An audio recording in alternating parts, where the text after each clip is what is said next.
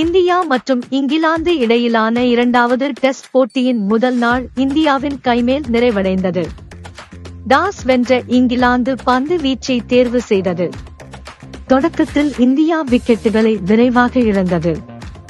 ராகுல் மற்றும் கருண் நயர் விரைவில் அவுட் ஆனனர். அதற்கு பிறகு யசஸ்வி ஜெய்ஸ்வால் 87 ரன்கள் அடித்து சுறுசுறுப்பாக விளையாடினார்.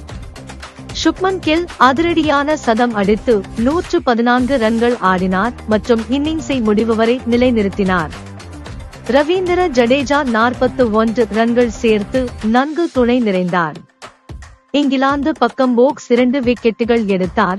ஸ்டோக்ஸ் ஒரு முக்கியமான விக்கெட்டை கைப்பற்றினார். முதல் நாள் முடிவில் இந்தியா 310 ரன்களுக்கு 5 விக்கெட்டுகளை இழந்து சிறப்பான நிலைக்கு சென்றது. நாளை இரண்டாம் நாள் மேலும் சுவாரஸ்யமாக இருக்கும் என எதிர்பார்க்கப்படுகிறது. எங்கள் சேனலை தொடர்ந்து ஆதரிக்க வீடியோக்களை பார்வையிடுங்கள், விருப்பம் தெரிவித்து கருத்திட்டு மற்றும் நமது சேனலை ஆதரிக்க மறவாதீர்கள்.